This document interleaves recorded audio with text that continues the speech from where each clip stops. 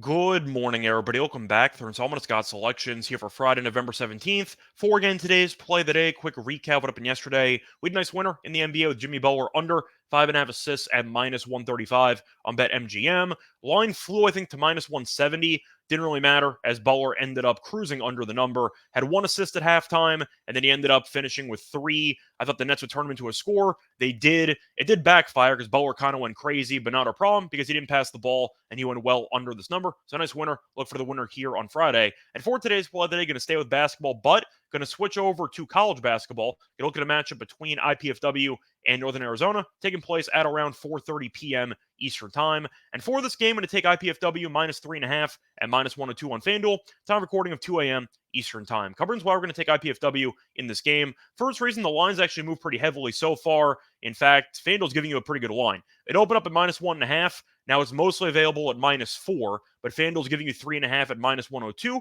which I'll gladly do every time. Now, a couple reasons why the line has shifted pretty heavily in favor of the Mastodons. The main reason, this team has looked pretty sharp so far this season. Didn't exactly have many expectations because they were missing a bunch of starters from last year's team. So far, really no issues at all as the team's 3-0, and they have a pretty good road win against DePaul. Now, DePaul's a really bad Power 5 school. Having said that, a Horizon League going into a Power 5's home gym and winning, it's impressive. And DePaul, according to Ken Palm, is not that bad, relatively speaking, compared to the rest of college basketball, as DePaul is ranked 159, according to Ken Palm. So a good win there, scored 82 points in that game, and that's been the story for this team.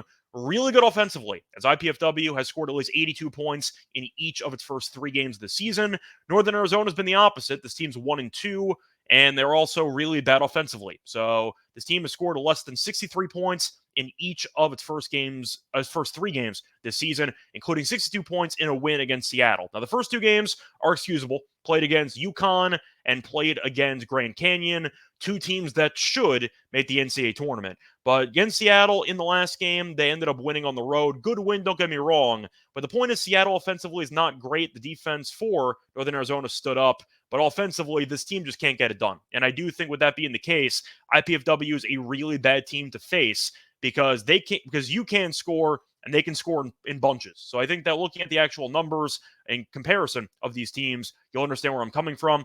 IPFW so far this season ranks 67th in the nation in field goal percentage. Northern Arizona ranks 290. IPFW ranks tied for 15th in three-point percentage. Northern Arizona ranks tied for 331.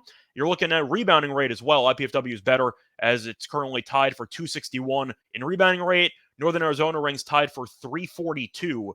Big reason why the rebounding numbers have not been there for the Lumberjacks is because they're missing their star rebounder as forward Carson Tout is out indefinitely. 10.1 points per game, a team high 7.8 rebounds per game. He's not going to play. So it does make more sense when you add that injury in. The Northern Arizona's rebounding numbers have been abysmal, and that's going to be a problem against this team. Now, do I think that this game's going to be a blowout? No. I think that even though this game is on a neutral court, it is in Arizona, so there might be a slight home court advantage to some degree for the Lumberjacks, but IPFW has been on fire this season offensively. Once again, 67th in field goal percentage and 15th in three-point percentage against 290 in field goal and 331 in three-point percentage.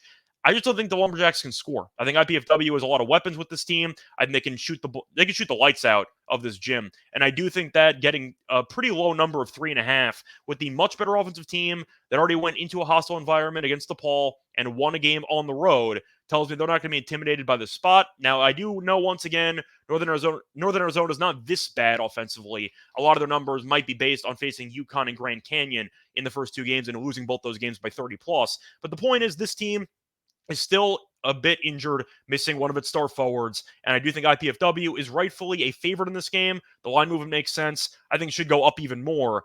I don't see 3.5 being available by game time. I think IPFW will end up winning this game probably by 8 or 9, if I had to guess. I think Northern Arizona is going to hang around, but eventually they're going to have some type of drought offensively, like we've seen in each of their first three games. I think IPFW is going to shoot the ball well from the outside again, en route to a nice win. So play that once again here for Friday, November 17th is going to be on IPFW minus 3.5 and minus 102 on FanDuel. Bye, everyone.